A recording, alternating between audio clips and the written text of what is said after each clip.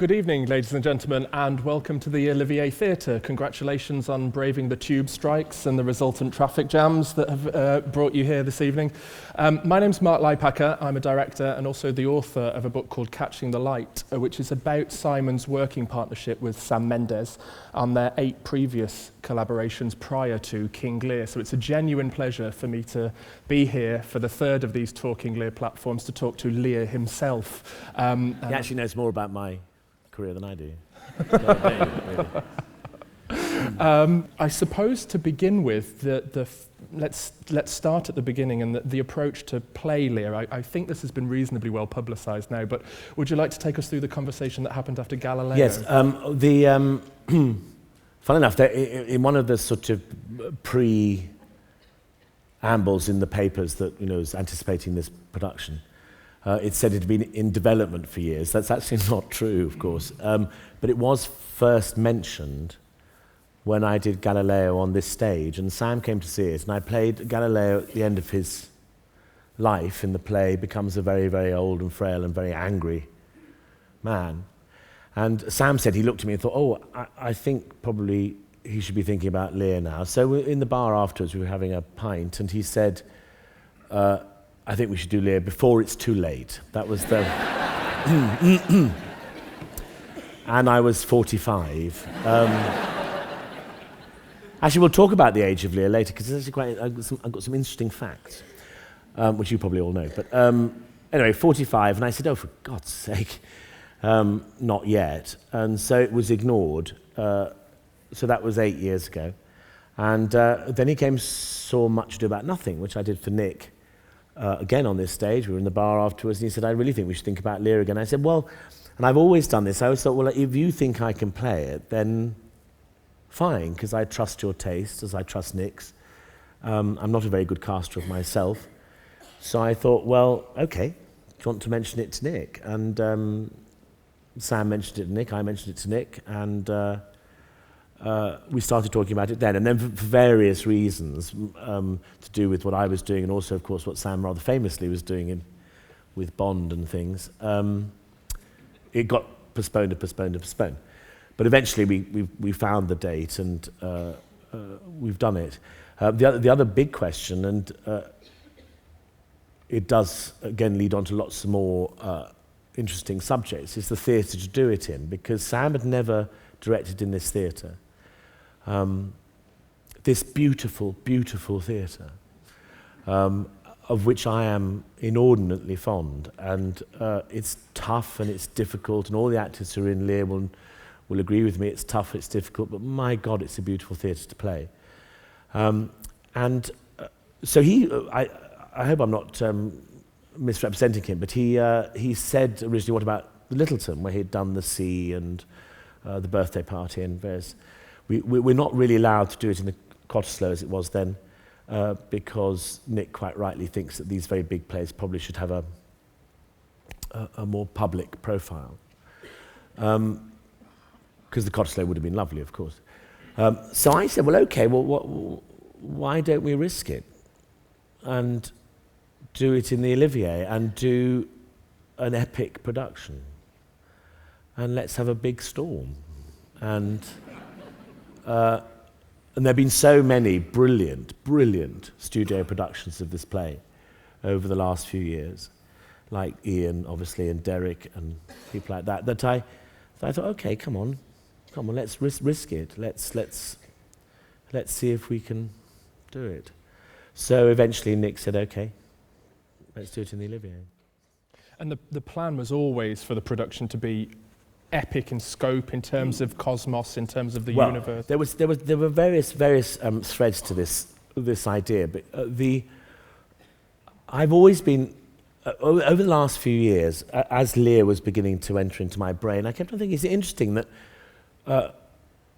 when we talk about Hamlet, we very often talk about the political environment of Hamlet, spy state. And this is a man who did the most famously apolitical Hamlet in recent years, with absolutely no politics in it at all. Fascinating, it's a fascinating world to study. But I don't hear people talk about the politics of Lear very often.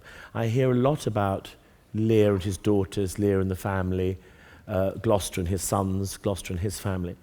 But I years and years ago, when I was a teenager, I saw the Peter Brook film, and I've since seen the Kudinsev film, can't say that, both of which are very politicized films. And the image I had, the first image I mentioned to Sam was from Peter Brook's film of the roll. Do you remember they were rolling carts with Goneril and Regan rushing across the country to try and shore up alliances? And it's set in a sort of medieval Britain, so these are great wooden wheels, and they're thundering over very bumpy ground, and there's a sense of urgency and a sense of desperation. And I thought, God, isn't that interesting?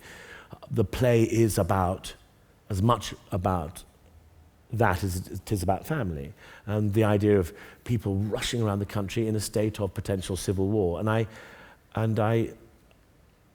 So going to the Olivier was also partly to try and this became for Sam a very important part of his idea of the play, that it's a famous play for having, a family, personal level, a national level, a cosmic level, an individual level.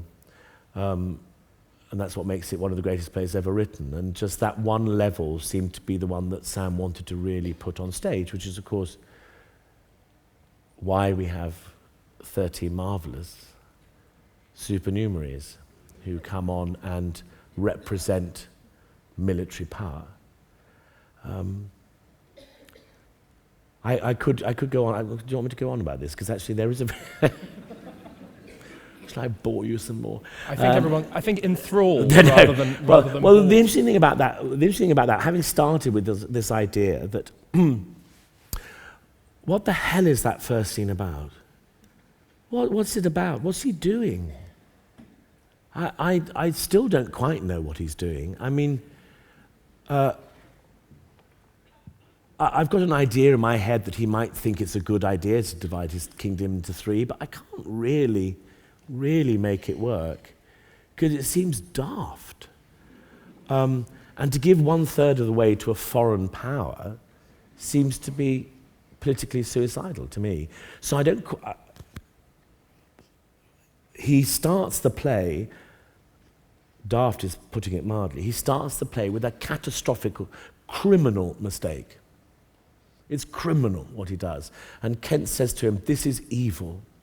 This is evil what you're doing. And he does it, I don't know for what reason at the very beginning of the scene, but certainly by the time Cordelia is not playing the game, he's doing a division of the kingdom out of a fit of pique and vanity, and a man who's been in absolute power for far too long for his own sanity, perhaps with a sense that his own brain is beginning to fail, so there's fear and there's hurt in that mix. But he divides the kingdom into two, between two men who he knows and says don't like each other.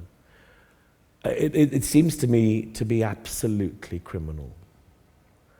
And Gloucester in the next scene, interesting enough, talks not about Cordelia at all. He mentions her once. He says the division between father and child, but not even by name. His main concern is the banishment of Kent and the division of the kingdom between Cornwall and Albany. In other words, that is what the scene is principally about. On top of that, we have a family problem. But I suppose, Cordelia could come back. I mean, it's not irreparable, his relationship with Cordelia. What is irreparable is giving the kingdom away. And I think that creates a whole series of interesting questions about sympathy for him. And we only ever see him. I don't know of any other character except for perhaps Leontes in Shakespeare, which does it, who makes this mistake very early on. So we never ever see him as the king that Kent loves, as the king that Gloucester loves, as the king that Edgar respects. We only ever see him making this catastrophic mistake. Consequently, sympathy is a very interesting thing in the play, because frankly, he's horrible. And there are other elements, like the way he treats Goneril is simply unspeakable. Unspeakable what he does to his eldest daughter. So we never see him. We never see him as this marvelous, great king. Now, somehow, it would be wrong if we didn't feel sorry for him at the end. So that little finesse is quite tricky, I think. Yes. Yeah. I believe you. While we're talking about that first scene, let's look at that a little more in depth, and we can go into preparation in other areas later on. But you've talked before about that first moment being sort of a living will, and that was an idea that you arrived at in the scene. Could you explain that? Well, I mean, this is part of the sort of trying to explain it as a rational man's decision. My version of it is that he comes on and he thinks, well, before I die, what I will do is I'll make sure my daughters all know what they're going to get when I die. So it's a sort of living will. Cordelia, of course, throws a spanner in the works by refusing to play. As I say before, I don't think it's necessarily a sensible idea, but at least he'll still be king. And then I think once Cordelia has refused to play, he then does this sort of rather improvised thing about you two share it up, and I don't care how it's divided, you sort that out, you know. No, as you start a civil war, and I'll go around with 100 knights, and that's a sort of improvised moment, and then I'll keep, you can still call me king, but I won't do any work. And I think all that is part of the improvisation, and also part of, which we'll get onto later, his condition, which I think that's what makes him where the seeds of sympathy should come, is that he's well aware of his being ill, or the beginnings of illness, which is why I have a little shake in my hand, because... Well, let's talk a little bit about that now as we strayed onto that area. You have a number of doctor siblings, and I know that that one of them provided you access to a very particular strand of research that I think actually, that was my nephew. Oh, excuse me. Who's coming to the end of his training as a doctor at Bart's. And I've never done this before, and this might be in the programme, but I've never done this before with a Shakespeare play, which is I've never thought, when I did Iago or Hamlet, I didn't sit there thinking, I really must look at grief, or I really must look at jealousy. In a sort of research type way. But in this one I thought, I bet Shakespeare, being the acute observer of human nature that he is, will have studied old men. So I thought, I'm going to do a bit of research that's sort of within the play. I do lots of research, funnily enough, I love things like publication dates and all the anarchy stuff. I love all that. But this is the first time I sort of took a subject that was actually within the play and decided I needed to look at it properly. So anyway, I was at my sister's for the weekend for Sunday lunch, and my nephew was there, and I said, tell me about dementia. And in fact, actually, he happened to be doing his geriatric bit at that point. I found out various bits of information. I'm sure they're probably not accurate, but they're now in my head. There are 3 types of dementia. And then we found this article by, and I'm afraid I can't remember his name, a particular psychoanalyst, about analysing Lear, which is a sort of party game that psychoanalysts do. You can find essays about Ophelia, and it's quite fun. Anyway, his analysis of Lear was this one called Lewy body dementia, which is not Alzheimer's and not vascular dementia, and it seemed to fit rather neatly into what Lear seems to be suffering. And there are various things like hallucinations, which is a particular sign of it. It goes in state. Alzheimer's tends to be I believe, please correct me if I'm wrong, but it tends to be a slow decline, whereas Lewy body goes in stages. Lewy body is very quick. Hallucinations, and the hallucinations are always frightening. You don't see angels at the end of your bed, you see dogs, which of course Lear sees. And I thought, and that's fascinating, and it has a particular, it's sort of linked with Parkinson's, it has a particular shake of the hand, which they call rolling the pill, I don't know quite why. Anyway, so Ben, my nephew, started me off. And then I said to my brother, who's a consultant in the West Country, I said, would you happen to have a geriatrician who would be willing to speak to me? So I popped up, he said, yes, Debbie. So I popped up to see Debbie in her lunch hour, and bless her, she took me through all the areas that I was interested in, which includes physical things, wandering, of course, which Lear does, shame, which Kent quite specifically says he's suffering from shame. And I'd love to talk about that because I think that's a very interesting part of the play. And anger, obviously. And it's not a nice illness. Anyway, she took me all through that, and the one thing she didn't say happens very often is guilt. Interesting enough. That doesn't seem to happen with her patients, but the shame is to do with awareness of how you've just behaved rather than a lifetime of misbehaving. But it's fascinating. It's the first time I've ever done it, isn't it? It's not a blueprint. It doesn't, Shakespeare doesn't play all the games. And of course, you've got this funny double time scheme in Lear, which, as in a lot of his plays, is that, logically, Edgar becomes a very convincing madman and homeless person within hours, and Lear becomes mad within hours. But you, as all with these plays, there's a sort of sense in which this goes over a long, as with Othello, a long span of time. So.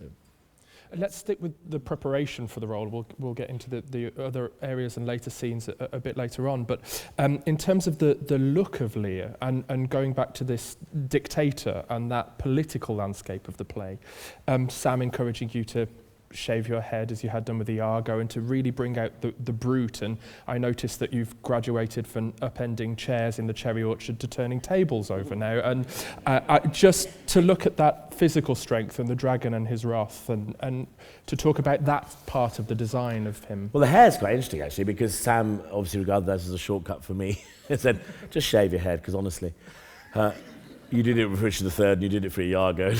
And it'll get you into the right sort of mood, which actually, of course, it does, because actually I have a fine head of hair.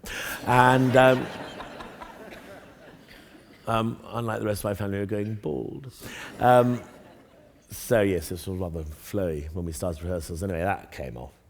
Sewing the tables over, actually, Sam has now sort of honed a type of rehearsal process, which I think is extremely hospitable to actors, and which is that we were there all the time. Actually, I think he said at the beginning of rehearsals that we weren't going to be there all the time, and I think there were a couple of days when there wasn't a full call, but for most of that rehearsal period, we were there all the time, all of us. And we sit around the table first of all and go through the play, and for those of you who are familiar with Lear, which I'm sure is a large proportion of you, things like the fifth act has been considerably changed. There's no duel between Edgar and Edmund, for instance, and so we talked about that, but we're all around the table, so at least we're all reading from the same Bible by the end of that process. And then what he does is he sort of started this, I think, with Uncle Vanya, which we did 10 years ago now. And I think he wanted a Russian feel, so he put lots of rugs on the floor and a circle of sort of armchairs and stools and sofas all the way around, so it felt rather like a living room. But he sort of kept it as a way of rehearsing, which means that you don't. It's quite scary going to the circle for the first time. But as Tom, who plays Edgar, pointed out yesterday at the platform yesterday, it does become easy very quickly. And you have all the people watching you, and anybody's contribution is welcome, and up to a point. And the thing is that what Sam does is that he just does a scene in many different ways, and then what he does personally is go home and I think and just sort of computes it. So 2 weeks later he'll say, let's get rid of the chairs and and start putting it on its feet, as it were, for the stage. And then he'll say, do you remember when you threw the tables over? Or do you remember when, you screamed when you were waking up in bed, And you'll go back to that. So it's a sort of storing up a set of options for him, really, and for us. So that's how that works. But also the physicality of the performance. How did that arrive? The sort of forward head and the. Well, we cut the line that he's 80, but obviously he has to be an old man. And I suppose I was just thinking, I just have to work out a way. I had the dementia stuff the physical stuff in my head.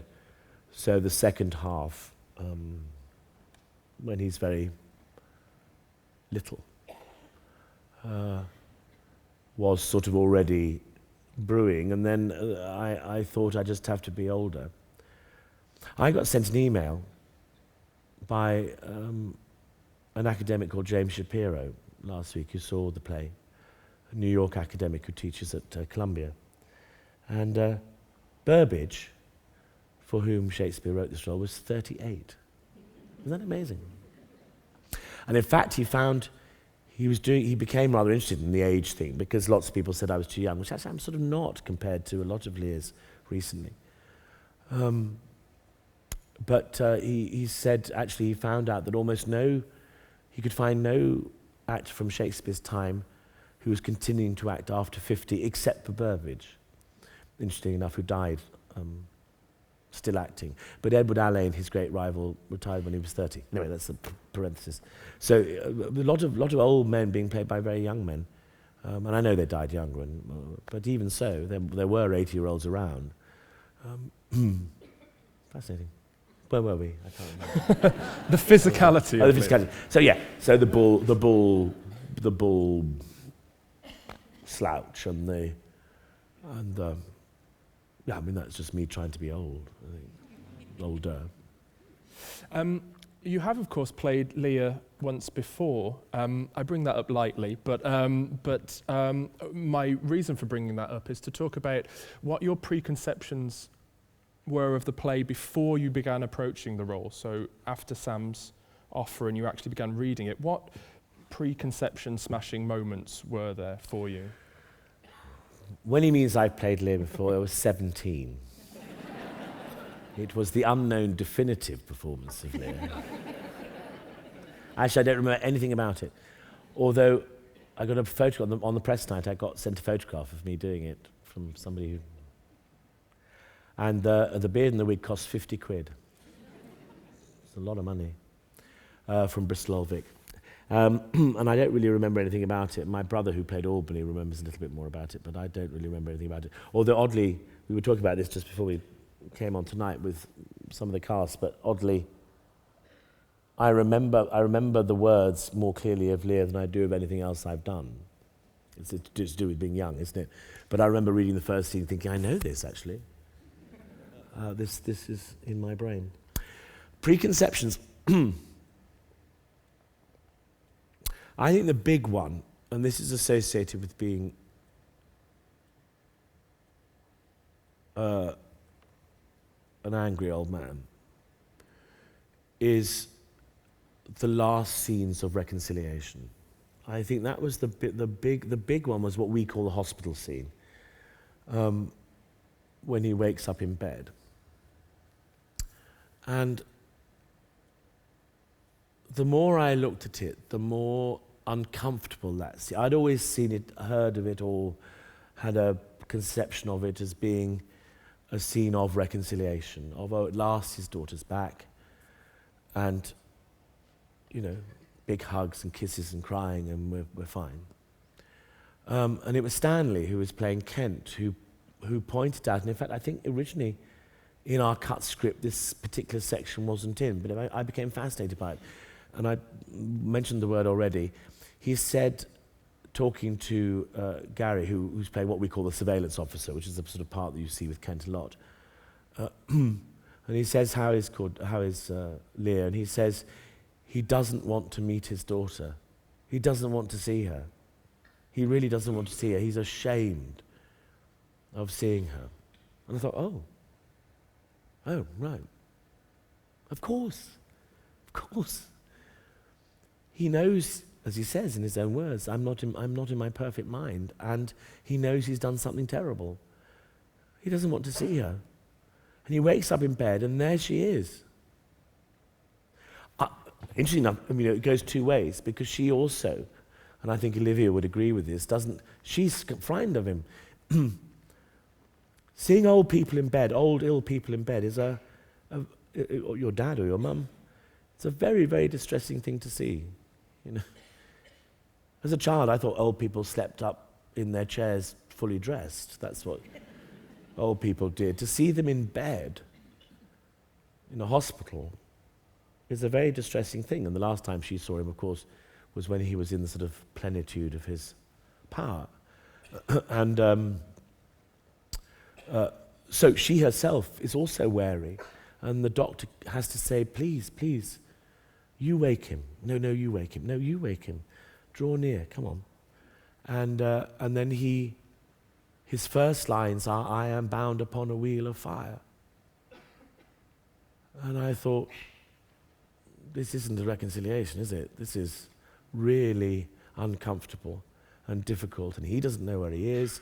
He's angry. Half the words in that first speech when he wakes up are, you're treating me badly. And if I saw another person being treated like that, I would weep. Don't treat me like this. I shouldn't be here. Blah, blah, blah. I refuse to look at you. I don't know who you are. And then finally she says, look at me, look at me. And that's when he says, I'm a foolish, fond old man. But in other words, what I thought was this marvelously poetic meeting is not. It's the beginning of something. It's the beginning. He asks her to forgive him, which she doesn't reply to, interestingly enough. But it's the beginning. But it's not some marvelous process. There are four scenes that Lear has in that second half, the second of which is, third of which rather, the hospital's the second, the third of which is, I think, the most difficult scene for me, which I still haven't quite located, which is when he says to her, let's go away to prison, and we'll be like two birds. And it's a difficult scene because he's under pressure from being taken prisoner, so presumably there are people around. In our case, they sort of move away and they have other things to do. But in other words, there's a pressure for him not to speak. But Shakespeare gives him this beautiful speech, and it is beautiful. But it's nonsense. It's nonsense. His daughter's just said to him, for your sake, I've been made prisoner. That doesn't sound like a particularly forgiving thing to say. She does say, if it hadn't been for you, I would be able to cope with it. But, she's a good girl. But, she's not in the best place. He does this thing about saying to his married daughter, who also happens to be Queen of France, I know, let's go away to prison and we'll spend the rest of our life there. Every time I think of what Cordelia must be thinking, it must be, I can't think of anything worse. What are you talking about? Stuck with my senile father for the rest of my life in a prison cell. So now there's the second scene of the reconciliation is bonkers. The next scene, she's dead. So the great thing that changed in my head about this play was the fact that they don't get the chance. That's what makes it so unbelievably devastating. They never get a chance to really reconcile, talk to each other, forgive each other. And of course Shakespeare, later in his life, in the last plays, became very, very concerned about the nature of forgiveness. In The Tempest, in The Winter's Tale, particularly, people are forgiven, and famously in The Tempest, they don't reply. Prospero forgives his brother who doesn't reply. Famously in The Winter's Tale, Leontes asks forgiveness of his resurrected wife, and she doesn't speak to him. So Shakespeare knew, as we all know, that forgiveness isn't a question of just saying, I forgive you, and you say thank you, and then it's all as it was. This is a fractured and damaged relationship that needs time, and they're not given time. I think that's devastating. I really think that's devastating. As you can probably tell, we wanted Simon to be able to speak freely, so I hope we're not spoiling any of the production for anybody. Yes, I'm sorry. If indeed we are, then this next question may lead us onto a sort of spoiler alert moment. So if you're intending to watch the production in future, then put your fingers in your ears now. But to follow through... to follow through on that topic of madness, the person with whom he... and his awareness of his own predicament and his illness, the person with whom he communicates most in the production about that is the fool, I would argue. So to talk a little bit about how intimate that's made and how much of a confession that's made, why to the fool, and to lead us through to the fool's... what happens to him? Demise. One of the most beautiful scenes in the play, of course, is the scene... we've just met the fool, and Lear is delighted to have him back, I think. He went away after Cordelia was banished. He's obviously an ally of Cordelia's in some way. But Lear's pleased to have him back. And then Lear does this, as I say, this terrible, which we'll get onto later, the daughters, this terrible attack on Goneril. I mean, it's... On the first preview, one of the cast got a text message from a friend in the audience saying, that attack on Goneril is way out of order. And yeah, it's way out of order. Anyway, so I think Lear at that point in this version is sort of thinking, oh, Jesus, that was more vicious even than I anticipated or wanted even. So he has that very beautiful scene in which Lear is almost speaking in monosyllables. It's the most beautifully written scene. He's so clever, isn't he? Just, knows, yes, why, and the fool is, and they're waiting to travel to Regan's, having left Goneril's in a huff. And so the fool's trying to keep up his spirits in some way. And then there's a very famous line, oh, let me not be mad. Not mad, sweet home. And I'm sure I'm not the only Lear that thinks that should be done straight to the fool. It's not an internal thing, it's not a cry to the heavens. It's a genuine thing to the only man who could possibly keep him sane. Just please stop me. Anything you can do to stop me losing my mind. Very, very moving idea that a friend could do that. And of course, after the famous "Oh reason not the need" speech, it's the fool that he talks to. He says, "Oh fool, I shall go mad." That's the man he can talk to about it, and he can't talk to anybody else about it. In fact, I think in our version, he's slightly embarrassed to talk to the fool about it. He's not a man that would have spent his life spilling his innermost thoughts onto other people. And anyway, in our version, this is the spoiler alert. Famously, of course, the fool disappears. And there are reasons for that that have been well explained, or there are reasons that people put forward for that. Partly because, of course, Lear has now lost his mind, and therefore the fool has no function within the play. And then there's a very famous line right at the very end when he's holding the dead Cordelia, "My poor fool is hanged," which some people have thought it could refer to Cordelia, and the idea that Cordelia and fool were the same actor. All those are very interesting, but not particularly useful ideas, I think, in the sense that actually the truth of the matter is that he lost his function in the play, therefore Shakespeare just just didn't write anything more for him. But it's, dare I say it, a little weakness in an otherwise almost perfect play. Heresy. That he doesn't, that major character is just left to float off in some sort of... and we talked lots of, my original thought was that he should hang himself, that he has no... The world is so grotesquely distorted by the time he disappears. You know, the next scene we see is a man having his eyes gouged out. This is not a nice place anymore, if it ever was. It's a horrible, distorted world of violence and grief and anger. And I thought perhaps he should hang himself, you know, that it wasn't... And then Sam said, what if Lear kills him himself? And in his, you know, almost as a sign that his mind has completely gone. So that's what I do. I beat him to death.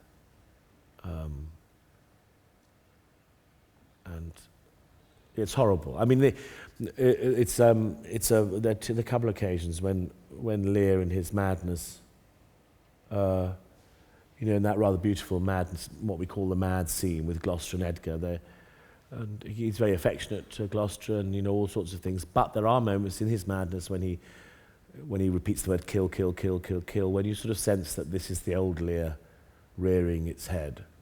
This is a man who probably, as ruler, would have at least authorized the death of people, and he's not squeamish about that at all. And he has a violent nature, and the beating up the fool is entirely unintentional, but he kills him. And I was talking to Stan when we came off today, actually, and knowing that I'd probably be talking about this today, I said to Stanley, because I'm asleep by the time he has to cope with the dead fool. I said, what do you do? Do you react? And he says, well, I check that he's lying in a bath, the fool. And I check that I go to look at him, and I see a man who quite patently has had his head smashed in and is dying or dead. And then the most important thing is to get Lear settled so that he doesn't do anything else violent. So it's a difficult one for Stanley and Stephen, who plays Gloucester, and for Tom, who plays Edgar, to negotiate, because of course it's not in the text. So they have to negotiate this idea of they're required to ignore the fool, ultimately to ignore the fool's death, because there are greater priorities, one of which is to get Lear out and to Dover and to his daughter and safe.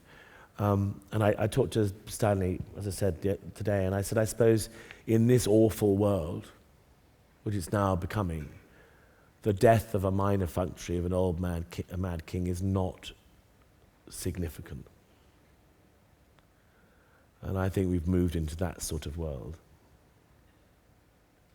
I saw the Simon Sharma Story of the Jews on DVD over the weekend, and there was a picture of the Warsaw ghetto, and there was one of those endlessly depressing photographs of a 4-year-old child dead on the streets of Warsaw, and people walking past. And I think that's the sort of world that Lear enters, the play enters, where death becomes... The amazing thing about Shakespeare is that he can do that, can't he? That taught the blinding scene. It always seems to be, in whatever production I've ever seen, it's always horrific, and it's horrific because for some reason, by that stage of the play, and because it's being written by a genius, it somehow represents every single regime based on torture that's ever existed. So, you know, they all come flooding into your head. It's not just the blinding of a single man. Mm. Two areas that's just sort of opened up. We'll get to the daughters very shortly, but to talk a little bit about this interior world of Lear and the idea of him not really wishing to share with the fool. He doesn't really share much with the audience. No, he doesn't soliloquize. And I would imagine when you were approaching a huge Shakespearean role like this, you would imagine a soliloquy arriving at some point or other. Do you miss that communion with the audience? Is the storm scene an opportunity to commune with the audience? Is it something you're aware of? No. Actually, it is slightly, because, of course, the third speech in the storm scene is about anybody who's got any guilty secrets. Your time has come. which was always quite fun to do to the audience and to him.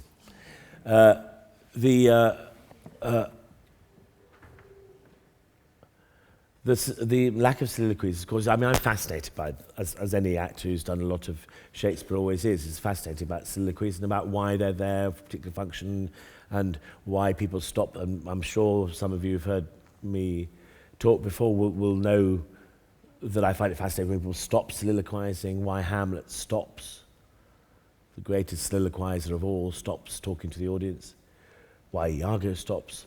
They almost all do at some point in the play. Richard III stops. And there are various reasons which you can sort of find in your head about why that happens. You know, that Hamlet, after he goes to England and comes back, he's a different man. There's something magical has happened to him where he's calm and doesn't need the audience anymore. Iago, as I've said before, simply gets too busy. And there's no time to talk to the audience. And since he has an absolute contempt for the audience in the first place, it's not a great loss to Iago. Richard III stops soliloquizing basically when he becomes king, and it's not as much fun as he thought it was going to be. And then he has the famous soliloquy before the Battle of Bosworth. And a very great director, who actually happens to be married to Regan, in our production called Roger Michel, once said to me, cast the audience in a role for soliloquies. And I think he said he got it from someone else, which is very useful. You know, that Hamlet needs friends, Iago has contempt, Richard III is leader of the gang, whatever. I've said all this before. But Lear, I'm sorry, simply doesn't need the audience. I mean, partly because this is a man who has assumed he needed nobody for most of his life. And also because his brain's going. And I'm sure that's why he knows that he can't communicate properly. It's fascinating, isn't it? I wonder, I don't know whether anybody's done any numerical, number crunching on this, but there are so many unfinished sentences in Lear. The most famous one being, "No, you are natural hags, I will have such revenges on you both that all the world shall. I will do such things what they are, yet I know not, but they shall be the terrors of the earth." But there are loads of them. Can't finish a sentence. I don't know what the word is. So that's an interesting game that Shakespeare's playing. I don't think he'd be capable of talking to the audience, is what I'm saying, for half the play. Let's talk a little bit about the daughters and the interpretation of that and the relationships that in this production Lear has with his daughters. Obviously, Cordelia is his favourite. It says so very clearly in the text. But one of the preconception smashing moments for me was actually from the first Talking Lear platform about the daughters, where before I'd seen this production, that actually most of Lear's abuse is towards Goneril, and actually. He doesn't insult Regan at all. Not at all. And so, but yet there is, particularly in this production and in Anna Maxwell Martin's portrayal, a particular sexuality about the relationship there. Could you talk a little about the three relationships? That was a preconception breaking thing for me. I hadn't realised that all his venom goes to Goneril. And that's fascinating, isn't it? Why one child gets it. And Kate, who is the most beautiful woman in life, I look at her in the first scene and I see tight, controlled, and judgmental, as so many children are of their parents. And he says to her, doesn't he, you're always frowning. Just stop frowning. And I think there's there's a very strange thing that happened early on in the rehearsal about the idea that he doesn't like her. And I'm still clinging on to that a bit. He loved, as far as his definition of love works, he says, "You're my child, my daughter," but he doesn't like her. He doesn't like her company. He doesn't. When he's having fun with the nights, she comes in and she's all, Whereas Regan, in some sort of instinctive, I suspect, way, just makes him laugh. I mean, I think he would say, she's not my favourite, but she makes him laugh. She's sassy and funny, and he doesn't take her seriously, really. Goneril he takes very seriously, but Regan doesn't take her seriously. And of course, ironically, she's the one who proves to be bordering on psychopathic. But I think that was a preconception breaking moment, and also it was so wonderful to be able to know that Shakespeare had allowed us to define those three women clearly. That it wasn't two similarly evil women versus one good woman. They were all different in their various ways, and there is a sense in which Regan is sort of genetically, in Anna's performance, sort of genetically programmed to end up blinding somebody and getting some sort of thrill out of it, and that Goneril is programmed by her upbringing to be this tight and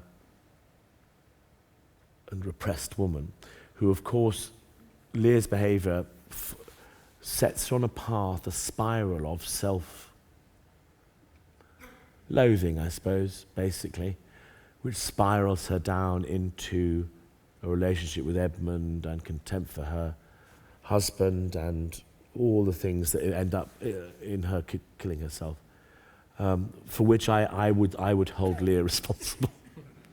It's another black mark against him. I think he's responsible for Goneril's. She tries. The amazing scene which ends up with "Oh reason, not the need" is so rational on their part, especially Goneril. Please, Dad, just. You don't need the knights. We can give you knights. We can give you people you can have fun with, and they'll all be looked after, and they'll be all looked after by the same, same command structure. It's perfectly rational. Regan, if he'd spotted it, is slightly less rational. She goes, "Oh yeah, you don't need any of them. You don't. She's a little bit more careless of his feelings, but Goneril does try. She really tries, and she swallows the insults, and she comes back and goes. And that's a pattern that we must all be familiar with about aging parents and various other things. Come back, try again, and recalcitrant children, of course. But so I think that. What's so astonishing about the way that scene ends is that, and I hadn't realised how brilliant that speech, "A Reason Not the Need" is, partly because it's, again, got three or four broken thoughts, but two broken sentences where he can't complete his thought, is that it's the most brilliant idea, isn't it? I cannot rationalise, as you have done to me so brilliantly that I am now defeated, I cannot rationalise to you my need of something irrational. It's the most despairingly brilliant speech. I can't put into words why I need 100 knights. It doesn't make sense. And I accept that you make sense. And for Cordelia, have you answered the question for yourself, why is Cordelia his favourite, or do you just accept that in the text Cordelia is his favourite? Yes, I suppose I just say she is. Because that's all you need to play the she's scene. A chip off the block, as we know. That first scene doesn't show her. But yes, I've sort of just accept that is unfortunately the case, that he just loves one of them without conditions, whereas the other two,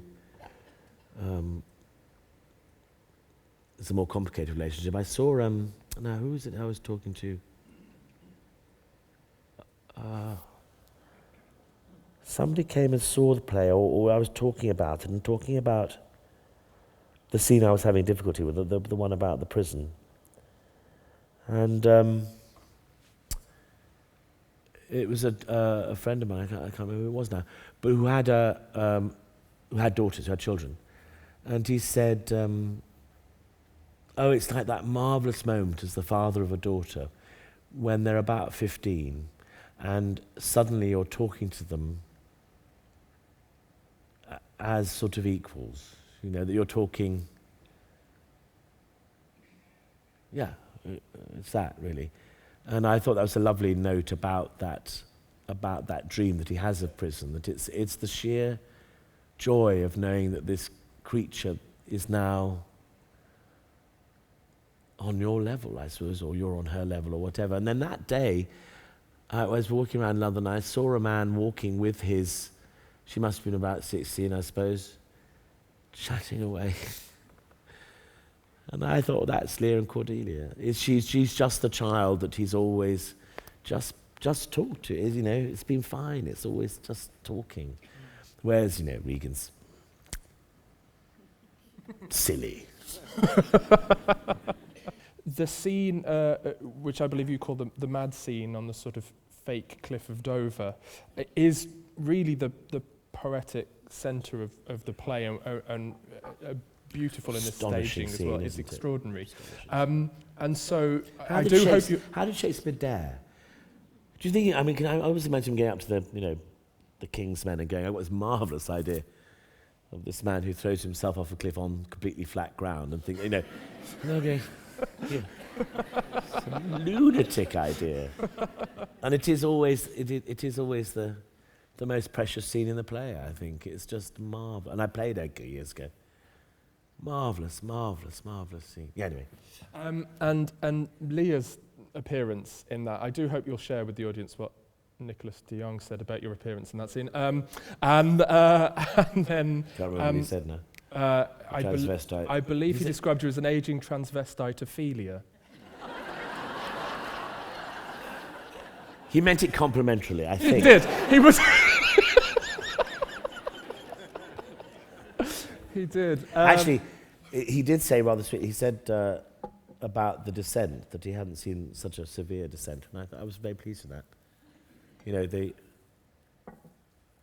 It's awful scene in lots of ways, but I love the hospital gown. I think it just says what it says. It says. He's also did. I don't know whether you noticed I was wearing the fool's hat, but I'm glad people get it. Is there a pressure on that scene? Are you aware of that going into the rehearsal room? Does the circle make that daunting? Does it help? Are there lots of suggestions just to... Well, actually, oddly enough, that scene has never changed. That was it was the one I was terrified of, so I learnt it quite carefully. And also, when I played Edgar, this is about memory, I played it for the great Robert Stevens, and it was his last show, and I remembered every single intonation he did. The one, because I must have listened to it 80 times, playing Edgar. I remember every single thing he did, which I don't remember of the other scenes, actually, partly because I wasn't in them. But that scene, it was absolutely in my head, and still is. In fact, there was one mistake he made that I rather prefer to regulate. It was tiny little, a that rather than a thou, and I've always been rather tempted to do it like that, because that was the way Robert did it. So I'd learned it very, very carefully, and I think the members of the cast might be able to support me on this, but I think it was basically a sort of just ran through it. I mean, there's not much one could do. There's one place to sit, and there are two people to talk to, and it's not. And I think in an odd way that was a scene that. Oh, I know the big thing about it. Before I did it, I didn't want to mime anything. I was I'm a terrible mimer for a start, so I thought really inflicting that on an audience and me going, it's a piece of cheese, wouldn't work. So, and there's also something slightly cute about it. was worried about that. The scene has a sort of tendency to be cute anyway. Anyway, so I didn't want to mime. So what I wanted was for everything to have, except for the mouse, of course, everything to have an actual thing. So the cheese, and the assistant director happened to have a banana there. So that became the cheese. And I wanted a paper so I could have a proclamation for Gloucester to read. And then, of course, I thought page 3 girl for the dame, simpering dame. And so everything had, and the press money was flowers which he'd got from his hotel bedside. And so that led on to the plastic bag, and I had this, I imagined him sneaking out of the hospital and just piling what he needed into the bag. And it's quite important that there are more things in the bag than he mimes, so it doesn't look like I have a sort of bag of mime, things. There's a bottle of water, and there should have been a toothbrush. I don't know where that went. But there should be more things in it than I use. So I think that's what I pre-prepared for it. And then we just did it, and it's sort of remained fairly steady. I mean, I'm sure Sam, I know Sam gave me notes, but it is a monologue, essentially, except for Gloucester's rather marvellous interventions. Well, we started at the beginning, we end appropriately enough at the end. I'm so sorry, I know there are a lot of questions, but Simon's obviously done a matinee, we want you to be able to get home. Thank you very much. Please join me in thanking Simon Russell Beale.